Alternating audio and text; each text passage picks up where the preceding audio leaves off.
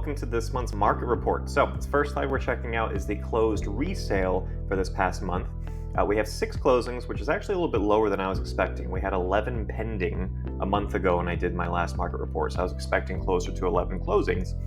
So I'm not quite sure what happened to the other 5, if they have maybe an incredibly long escrow period, or they just fell out of contract most likely, but something to be aware of with that. If you look at the far right, I always put the list price here. I never put the close price because it is a non-disclosure state, and I don't want Travis County Appraisal District knowing what the new homeowners paid for the house.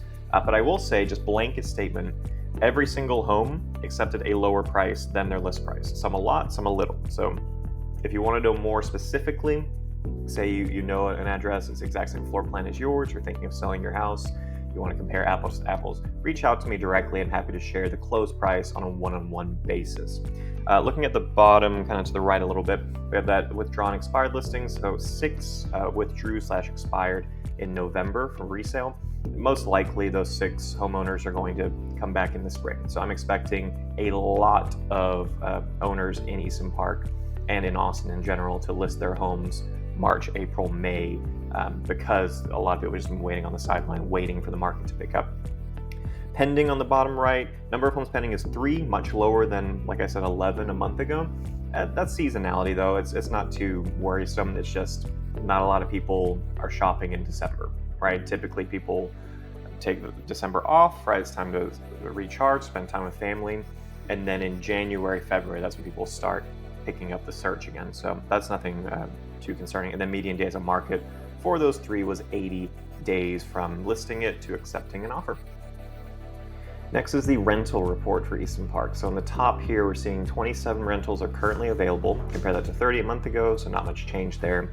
7 are currently under contract. And then we had 10 properties close in November. Compare that to 6 in October. So actually a little bit of a bump there in number of closings. Median days on market for those closings was 30 days on market. Now, I'm not going to go through all these numbers. Basically, this chart is just showing the past 90 days. Each row is based on square footage range and minimum maximum price and median close price for what's been going on in Easton Park. This is really helpful for 2 people. A, if you're a renter and you're wanting to move to Easton Park and rent a house, you can kind of get a sense of the size of house you can get, how much that's going to cost. But then secondly, for homeowners, if you're thinking of renting out your property, say maybe you bought it at a 2%, 3% interest rate, and it doesn't make sense to sell it and then take on a 6% interest rate, then you kind of get a sense of, okay, for that square footage, you're going to be able to rent it for roughly this amount. Now, I would still reach out to a realtor. You can reach out to me, or if you have a great relationship with a realtor already, reach out to them. They can give you a more specific market analysis for your specific property and layout. But this gives you a general idea, if that makes sense for you. And then I always like to shout out Good Neighbor Property Management. I use them for my investment property in Easton Park. Drew Coley, who lives in Easton Park, is the owner of the company, great guy. Super helpful, even if you just want a free consultation. He's a wealth of knowledge when it comes to leasing and the pitfalls of leasing and everything that comes with being a landlord. So I always want to shout them out. Definitely utilize them. Even if you're not sure if you want to use a property management team, he's a neighbor. He's super, super helpful and kind with his time. So reach out to Drew, reach out to Good Neighbor Property Management if you're thinking of becoming a landlord. Next slide we're checking out is the available inventory for just new construction, just from the builders. So we have 7 builders in the neighborhood. I'm not going to go through all these numbers. There's a bunch. If you've been watching my videos, I've kept this same format forever. I do want to highlight a couple things. Just looking at available, so on the far right, you're seeing the available and the available from the previous month. Courtyard homes from Brookfield seem to be getting picked up pretty quickly this past month. And then Pacesetter actually has put more homes on the market. They've been kind of stagnant for a while, and so it's nice to see that they are building more of their homes. Now they have 9 available, compare that to 5 a month ago. I did highlight 2 in green that I do want to talk about briefly. So David Weekley, they offer the townhomes off of William Cannon in Costa Vista. Their prices have steadily been coming down. It's a very unique product. And so if you are thinking, typically I say for first-time homeowners, but really for anyone who's looking in that price range, they're now kind of matching Brookfield's low prices in the neighborhood, which is great. It's a very different product, as my dog barks at a cat right now. But I encourage you to check out my previous video of best deals in the neighborhood, because my best new construction deal was a David Weekley townhome. Okay. And then hopefully that dog isn't bugging you too. It's one of the foster dogs that there's the Easton Park 7 that got dumped in the dog park. We fostered 2 and we ended up keeping 1, and he really likes barking at a cat when it sits on a chair. I don't know what that's about, so I'm gonna go deal with that in 30 seconds when I finish up this little slide. Finally, Perry was the other one I wanted to talk about. You can see their minimum to maximum price is a wide range, and so that's because there's 2 different product lines they have, right? Perry has their 60-foot products, which are the highest priced products in Easton Park. And then they also have their 40-foot products that they're building in Pilot Park. And Pilot Park just expanded, and they're opening up lots now. I'm going to do a video on that very soon. I live in Pilot Park. I've woken up to my bed shaking because they're building the road. So I know this area very well. But just be aware, there's a lot more lots opening up for the 40-foot Perry homes in the mid to high 400s to low to mid 500s with some really good views of downtown. And so be on the lookout for those that video, but also reach out to me if that works with your timeline of, hey, I'm thinking of moving in August. I was like, well, you can probably snatch a lot that's got an incredible view of literally the skyline. But yeah, those are the 2 new build inventory things I wanted to bring up for December.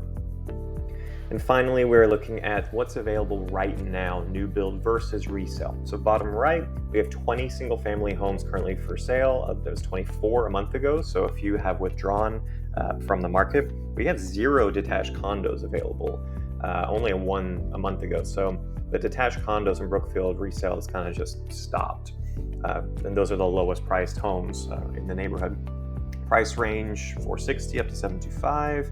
Average price per square foot's come down a little bit, and median days on market has gone up quite a bit.